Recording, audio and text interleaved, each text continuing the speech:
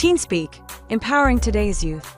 TeenSpeak explores the unique strategies and stories of amazing young people from around the globe who are pushing boundaries, overcoming adversity, and achieving greatness.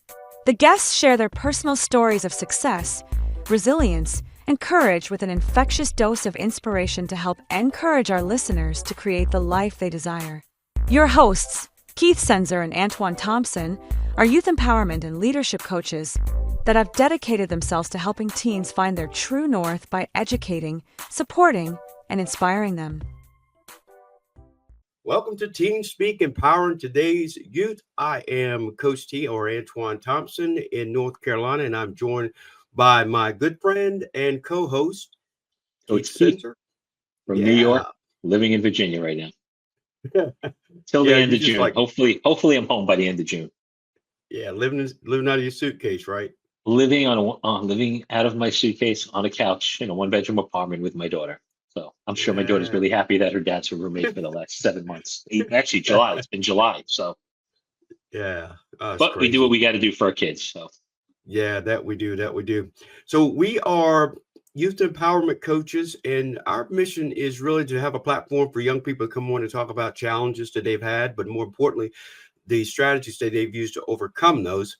And in the interim of us having guests, Keith and I are coming on and talk about things that we think are important, provide some tips, some insight to not only help preteens and teens, but also to help parents and families, as well as educators.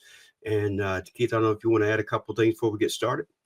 yeah, well, I think it's important to talk about how social media, I mean, look, it's like anything, right? Everything, like even AI, right? There's benefits to everything, but it's all how you use it, right? And it's like, what do they say? With great power comes great responsibility, right? When you're given something, if you use it responsibly, it has tremendous benefits. But unfortunately, it always comes with a downside. And if you don't know how to manage that downside, there's a lot of negatives. And I mean, we could talk about it a little bit, but I mean, I do a ton of work on executive functioning.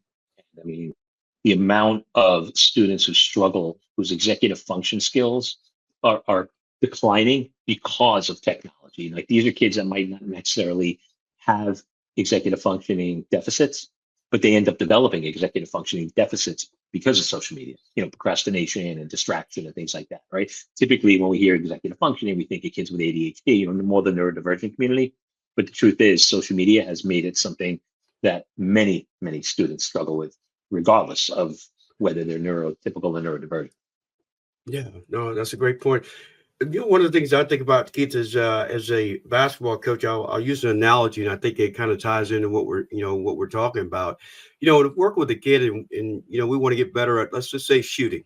Okay, so we get on the doctor dish and we put up 300 shots a session. Well, we're being consistent with our efforts, right? So that means we're going to gradually improve. Well, if we stop doing that and the kid just keeps watching videos on how to shoot better, which result do you think it's going to end up being better? Actually doing it, or sitting and watching or reading about improving your shooting? And we both know the answer to that. And I think that's a good way of putting together what the impact of social media is having for kids when they're trying to learn. It's easy to go to the internet and get something, read it, but if you don't apply it, you're not really retaining anything. Well, I think actually it's great that you brought that up, because what that actually helps me think about as well is like the power of intention, setting intentions, right? Like if you're going to go on social media, I'll give a perfect example. My son is very handy, which is interesting because I'm not handy at all, right? But if he needs to learn something, like even as a drummer, this, right? Like he wanted to set up mics because he's recording an album. And, he's like, I have no idea how to do this. And he went on YouTube, but his intention, he set the intention. I'm going to learn how to set up these mics. So he watched the videos, but then he went and bought the mics and did what he had to do. He didn't just be like, I'm just going to doom scroll all day on setting up mics. And like, he had the intention, I'm going online to learn this so I can apply it. And he set the intention in his head to do it, and he did it. And he learns a lot from things online. There's so much you can learn online if you actually want to learn it and apply it, like you said. But there's also, I'm gonna do this, and then it's like, well, I'm just gonna look at this. Well, maybe this guy does it, and it just goes on and on and on, right? Your intention's not really there. It's like you're saying you want to do it, but you're not really ready to do it because you're just kind of exploring. You have to go in there and be like, I need to find this, I need to get what I need, and I need to take it and put it to use. And that's a big thing. I think setting intentions is huge. I mean, adults and teens, right? It's so important for us to say, not only is this something we want to do, I'm going to do it. This is when I'm going to do it. Like, it's just that whole mindset shift is everything between following through on something, or it's just a nebulous idea in your head that you keep saying, I know I keep saying I want to do this, but I never do it. Well, you don't do it because you don't have the intention to do Right. And I think that that's the other thing about setting goal. I think that ties into setting goals too. If you really want to, like you just described about Brett with the mics and his drums, he has a plan. There's a goal. There's an end goal there, and I think a lot of kids. I wouldn't say they're losing it. It's hard to get through to them that we're trying to plant seeds for them, and we're providing them the tools to improve, but also to empower them to take ownership of what's being taught. And I think that's one of the challenges that teachers are dealing with is kids taking ownership of what's being provided for them from an education standpoint. it. Yeah. I think too, the other piece of it is, you know, you hear a lot of kids these days talking about, I don't understand why I need this, and I don't understand why I have to know calculus. And I'm torn a little bit on that conversation, right? Because part of me feels like if I'm not I don't want to be a programmer. I don't want to do coding. I don't want, I want to go into business. So it's more important to understand like finance and math and parts of math, right? And history, right? Like I think everybody needs to know what they need to know. But I do agree. Like I remember as a student, like struggling with calculus and trig. Like I failed. And I'm like, why? Like I'm never going to use these skills ever, right? And for me, if you would have put me in a law class or business class or something else, I think I would have benefited better from that. So, but at the same time, I understand it's so important to teach basic, to teach arithmetic and certain, but I think at one point when you get to the upper grades, I think we're too focused on you must take this. I think when you get to like 11th grade, 12th grade, even 10th grade, if you've done bio and you've done chemistry, do you need physics? I don't know. Physics are for people that really want to be doctors, scientists, be in that world, right? But if you have no desire, you're probably never going to use physics in your life, right? So Yeah. I'm always torn with that conversation because part of me believes you need to teach it, but then there's this part of me that's like, we need to be teaching what they want to learn. And the truth is, a lot of schools, there's become a lot of these non-state schools that are starting to become very busy because they're experiential and they're teaching a very different way. And you're still getting your social studies and your English and your math, but they're coming to the students level and teaching them where they need to be taught, as opposed to just this, hey, here's the framework and everybody has to fit into this framework. So, again, not 100% sold on it, but I definitely teeter-totter on both sides because I can see the value in both. And I think we need to find a way to kind of center that more, because I think it would benefit our country and the students that we're putting out there. And if you look at some other countries out there, their education systems are far above ours because they are focused on the student, not on the framework. That makes sense. Yeah. No, it definitely makes sense. But I think you make a great point too, is, when you get to a certain grade, and I think 10th grade is a great level, because you've had a lot of the basics of what the aforementioned history and social studies and the basic math. And you get to that point where it's like, okay, it has a good sense of what they're interested in. I think at that age, based on what they're being taught, and then they can decide if they're elective to things that they can follow through of what they're interested in. And then if they decide to go to a trade school or to go to college to kind of continue the area of interest to them, now you put them in a position of control, but you've also provided them the basics and the groundwork and the foundation to build on. Now it's up to them. And of course, you still provide them the guidance, obviously from an educational standpoint and experience and things of that nature. But you put some ownership and some responsibility on them. And I think that's the bigger word, is responsibility. But I know you probably dealt with some kids where, kids don't feel as though they're given opportunities to be responsible for really important aspects of their lives at a young age. Not that you got to hand over the keys to the Ferrari or anything, but you have to give them a little bit of leeway so that they can learn. It's experience. That's how we learn. I mean, you've seen all the memes and the videos about, oh, you'll love this one. This is a perfect one. There was a TikTok and a picture of somebody on a bike. So probably back in the 80s. And the caption said, I fell off my bike and broke my arm, but there was no internet. So I'm letting you know about it now. Yes. That's great. That's great. Yeah. I mean, those. It's the truth is, like, like I work with a lot of college students, right? And you know, if they're a economics major, right? They're getting A's in macroeconomics and microeconomics because they love it. It's what they want to learn. But then they're told they have to take a foreign language or they have to take a science class. And they're struggling in biology or chemistry or whatever, because it's like, I want to learn this. Like, why do I need this? I want to be a business person, right? So like I understand that, but I think the truth is, right? I think that's with anybody, even as adults, right? Like if we enjoy what we're learning, we're gonna be engaged, right? If we don't enjoy what we're learning, we're gonna disconnect because we're just bored. It doesn't resonate with us. So it's definitely a fine line, and I think to raise a smart, intelligent country, a country with educated people, you need there are certain prerequisites that I agree you got to teach these things. But I do agree with you at one point. How much more of it do you need? Like if you want to code, you need to know calculus and you need to know algebra and all that because it's very similar as far as like the way the brain thinks with coding and all that stuff, right? But desire to be in the tech world, and you want to be a business person or you want to be a psychologist. So much more important to take sociology classes, psychology classes, human interest classes, philosophy class, right? So, you get it in college, but I think if we taught it in high school, we'd have a lot more engaged kids in high school. And I also think we'd have a lot of kids who maybe don't go to college because they struggle so hard in the topics that are just not interesting to them that they don't feel like they're capable, Yeah. Whereas if they were learning what they really want to learn, they'd be like, oh, I could be good at this. And now, you know what? I'm going to take this a step further. So I definitely think we missed the boat sometimes there. But, I get it. It's a big country and we have to have some rules in place, right? But you know how I always feel. Boxes are never good. When you put people in a box, you limit, you limit them, and unfortunately, it's the small minority that are able to kind of see that and get out of the box. Everybody else, we just follow along. Yeah, well, I think the other part, Keith, is ties into your part about the box is, how we're all kind of waking up to certain aspects of society, our lives, and our goals, our missions, and things of that nature. Well, kids are probably doing it sooner than we did. So, to your point, they are already thinking outside of that box that you just described, but they're being confined to that box. And, when you hold people back at a certain point, there's a level of frustration, obviously.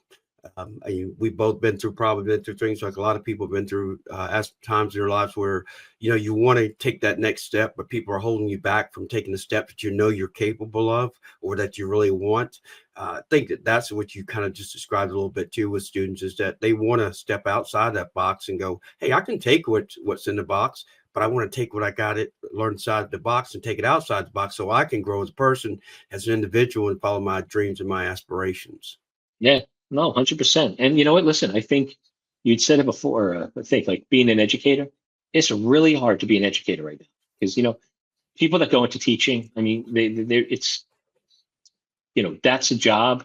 Like you don't if you went into teaching just for the money, you're in it for the wrong reason, right? But most people that go into education, like they want to make an impact, they want to make a difference, they want to change lives, right? That's why they do it. And it's really hard for them now, especially with like social media, because first of all, and before this call, we were talking about having this conversation, right? About like how kids they're so glued to their phones that they almost get withdrawal, So when they're in the classroom, it's sometimes really hard for an educator.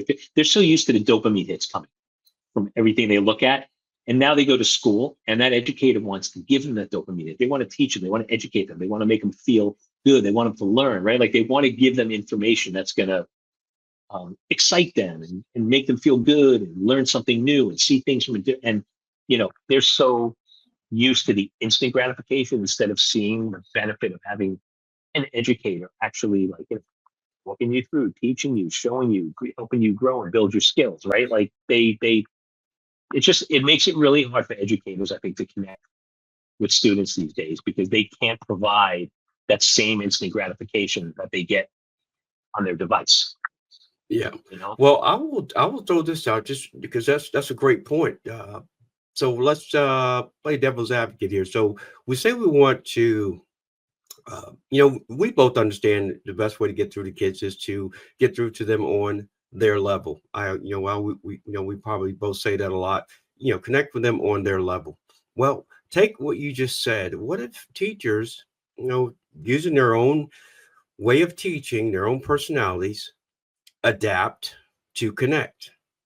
If it's a subtle, it could be subtle, doesn't have to be drastic, but subtle changes to connect with kids so that they are providing that instant dopamine hit, if you will, during that. It doesn't have to be the whole time, but all you got to do is get a eyebrow raise here or there, and Right. that's part of that connection. Well, I mean, I agree with you. Look, I'll never forget this. I had a social studies teacher in, I think it was ninth grade. This guy, like, he would dress up. Like, if we were learning about, Washington crossing the Delaware, he would come dressed up as, like, he made it so interesting and engaging. I think the problem is, again, just like we put kids in the box, we've now put teachers in the box. We've Right. told Yeah. I mean, you're in education, so you understand, right? Yeah. Like, we now, instead of teachers being able to just teach it in a way that's engaging and fun, they're told they have to teach to the test. Now all of a sudden their tenure or their job is dependent on how well their students are doing. So the minute you do that, right, it takes away from their ability to be creative and to bring something to the classroom different. It's kind of like, I can't do this. Like, I have to teach this way because I need these students to pass and do well, because if they don't, there's an impact on me, there's an impact on the finances that my, like, district gets. And, like, it's just, we've taken away, we've almost turned education into like a machine, right? Yeah. So, and listen, I have tons of friends who are educators. My wife's a principal, right? Like, it's really hard being a teacher now because they don't have the autonomy they used to have. Like, you cannot, like, I don't know many teachers that can do that now. That can come in and teach like that. Like, you have Right. to teach to the test. You have to teach this curriculum exactly this way. Like, it's just, there's a lot of, and look, I'm not an educator, so maybe I'm not 100% on point here, but I think I'm very close to being on point with that, because the teachers I talk to and my friends who are teachers, they say the same thing. They're like, it's crazy. Like, this is what I have to do. Like, I want to do this, but I have to do this because if I don't do this, I'll get in trouble. And that's just Right. such a horrible state of our Yeah. education system to have to be like that. So Yeah. No, that's a really good point, because they could be restricted by how free they can be in their lectures and or their classes. But like I said, just us trying to kind of help the process, both from yeah, the student's perspective as well as the educator's perspective. And I think you're right. The higher ups, kind of make those determinations. And yes, there are probably pressures that the kids be successful from the learning and testing perspective. But ultimately, we want what's best for everybody, all involved. We want teachers to be excited about what they do. And you make a valid point. A really good teacher doesn't go into it for the money. And we right. know that they're doing it for the sole purpose of trying to make a difference and improving the lives of students and giving them an opportunity to excel outside of the classroom. So it's an argument. It'd be great. Maybe on my development tomorrow's league, I may start a little series, get some teachers that are willing to come on and Yeah. talk about it. But that's some I've actually tried to do that, and some are hesitant, obviously, for obvious reasons, but some are maybe former teachers might be better ones to bring on, because you can get a true perspective of why some are leaving, because they feel confined and not able to really connect, or it's really become too frustrating for them, and they know that they don't feel as though they're making the difference that they went into it to do. Well, I think, what, that brings up a good point too. I think the administration has a lot to do with it, right? Because, I don't, what I'm saying, I don't want this to sound like a blanket statement. There's plenty of educators out there who are creative and different, but they have an administration behind them that allows them to do that, allows them to be that way. You know what I mean? I think that, unfortunately, that's not everywhere. I see it with the work I do, right? Like, going in and trying to bring my social emotional programming to school districts. You'll have some districts where it's like, you know what, we love this. This is different. This is good. We want to talk to you. And then when we have some where they're like, well, we're just going to bring a speaker in. Yeah, because it checks off a box. You bring in this, I mean, not that speakers aren't beneficial, but they bring in a speaker in because it gets to check off the mental health box, but they're not really engaged. Because if you're engaged, bringing a speaker in is wonderful, but you need to do more than just bring a speaker in. You need to be providing the program. So I think there's administration that are like, I want my teachers to have that autonomy. And we're going to do what we need to do to teach to the test, but we're going to find other ways to do that. But I'm going to give them the ability to be creative. And you see it all the time. There's always like awards for like teacher of the year for this district, or that, because they do stand out. So, it's not that it's impossible, but listen, when you got a family to feed and that's your job, and you have to make sure that your students are doing at a certain level, because it's on you if you don't. You can do whatever you have to do to make that happen, because you've got to take care of you and your family, right? So that it's a very muddy water there, I think, right? I think education in general, I mean, it's very what's going on right now. We don't might not have a Department of Education, right? Or what's going to happen with how's that going to affect IEPs and 504s? You know, I don't want to get into a conversation about that, but my point is education is a very broad field. And I think you come across administrations and educators all over the place with very different viewpoints and very different ways of doing things. And as a result, the classrooms are going to be what they are based on the culture of that particular school or district or administration and people that work there. Does that make sense? Yeah, it does. And that reminded me, and I think we'll kind of end it on this because, like I said, we can keep going. So I came across another TikTok. It was a teacher, and she was talking about that she had just been let go because of some changes, I guess, within the school system, whatever. The last thing she said, and it was a question. She goes, "How can you terminate the teacher of the year?" So she was just nominated teacher of the year before, and here she is now out of a job. So that's just another dynamic to your point about the politics associated with education, and it makes it frustrating. I'm sure somebody else is probably in that same situation, going, "Well, heck, am I safe?" And you were talking earlier about tenure, and it's like, well, good Lord, that means nothing. With the state of where we are with education. So that was kind of baffling for me. And it just really made me wonder, where is the education system going, to your point? But also, what's the reason, right? I mean, like that's the other thing, right? There's a curriculum, right? So when you educate, you're supposed to educate on the curriculum. And I think we see this more in higher education, right? We have people educating, we're trying to they're trying to influence students as opposed to just teaching. And like really Right. teach the material, teach what you want to teach. It's okay to have open dialogue and open conversation, but like, as an educator, I personally believe, right? And I'm not an educator, but I'm saying if I was an educator, right? And I know my wife feels the same way, you educate and you let them use their own critical thinking skills to decide what's what and how they want to, right? But for us to go in there and say, no, you really should believe this because this is not right, that's not really educating. So that, I think that's what's caused a lot of problems. And I think we're seeing a lot of that in a lot of places now. But like I said, I have so many. To me, being an educator is God's work, and I'm not like a super religious person, but it is. And you know, we need to allow educators to educate to who they are, to the way they need to be, because as long as the kids are getting the information and receiving the information and retaining the information, they're going to do okay on exams. Not every kid's going to do great, and if we're teaching to a test because it's what we're told to do, but they're not really retaining it because they're not really interested, they're just memorizing stuff. Are they really learning it? So can have this conversation all day long, but I do think what you initially mentioned, like social media plays a big piece in this. I saw a great article the other day. There was a young boy, I think he was 13. He started something at his school. He turned in his smartphone for a flip phone because he lost his phone and he was without his phone for a week. And his parents were like, we're not buying, like you need to give it a week to find it. And he realized a week without his phone, how free he felt.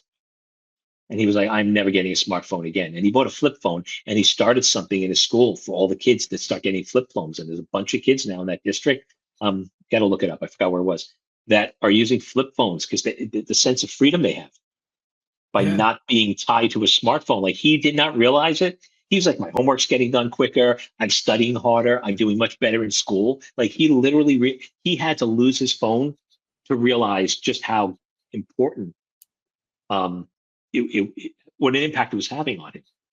So, That's awesome. it was Yeah, that is pretty cool great. story. Yeah, that's a Um, great story, man. And the fact that you say 13. yeah, I think he was like 13. Wow. 13 or 14. Yeah. Yeah, he lost his phone, and his parents like, well, you're not getting a phone for at least a week. You need to look for it. And a week of no social media, no being able to go online, and I mean, you can go on your computer, but it's not the same thing. No texting, no responding, no worry. I can't respond to my friends, so I have no choice, right? He realized how much time he had back and how much freedom he had, and Yeah. it was liberating for him. And I'm like, it's so true. I mean, like when I go on vacation, I try to shut down. I try to turn off my phone. I'm like, I'm off the grid. Do not bother me. Like I am away. I'm spending time with my wife and my kids, and I don't want to be bothered. And you know, it's huge. It really is. Yeah. I think adults need to try that, man. I'm like, geez. Hey, so you'll love Everybody's. this for yeah, we should. So you know what I had every BlackBerry that ever came out. So my last one, which I think is the Torch, I believe, it is now my alarm clock. I didn't get rid of it, but it's all the apps and everything are on it. But yeah, that's a great story. But it's a great reminder that how much it dominates. That question: do you use your phone or does your phone use you? And you just Yeah. gave me the perfect example that our phones dominate our lives, and it's unfortunate. And that's adults too. I mean, we all Yeah. realize it, but it's just become part of our everyday norm, unfortunately, If you have an in some iPhone or areas. a Samsung, you have it built in. You can see your usage. You can just pull up a report. It'll tell me how many hours you're on your phone. Just because we're talking about this, I definitely think a great conversation down the road would be like just the dangers and the power of social media, because I do think there's these. I remember when 9/11 happened, right? I remember where I was. I was in Manhattan at the time. I was actually working in the city, and my daughter came home from school. My son was just born, but he was a baby, so she was like 4. And the only way she would have known about it was the newspaper. She didn't have the internet. She didn't have a cell phone. There was no social media. And you know, we were able to shield her from you know that, because imagine a kid at 4 years old reading that. That's scary, right? Oh my God, this happened. They're going to come after me next, right? Like now they have access to everything. They are so inundated with information that it's so hard to process it, and then it they don't know what's right, what's wrong, and they actually almost lose that critical thinking. We should definitely have a conversation about that, because I think it's so important to um, make sure that just because you see something, doesn't mean it's true. You got to Yeah, research it, and you got right. to really. But what I was going to say is, just for any parents listening, especially your kids, um, there's a great app called the Freedom app. And what it is you can go on your computer, your phone, you can you can block websites, apps, whatever you want from being open. So, and you can set it for times. Like if I'm going to do homework between 4 and 7, you can block everything. And if you try to go online or you try to go somewhere else, it's going to redirect you back to what you were doing. Like you can literally customize this app to block out time frames. So if you're tempted to go on YouTube or this or that, it will not allow you to do it. Like you'd have to go in and Wow. change it. And the way the brain works for most people is like, if you have to change something, you got to go 2 or 3 steps to get there. You're probably not going to do it. Right. So they don't make it easy. Like you have to log in, then you have to go here. But it's a phenomenal, phenomenal app, because it has everything. It covers, and it even has things built in. Like it actually has like LinkedIn, Facebook's already on there. You just click it off if you want it, and it keeps you Instagram, whatever, Snapchat.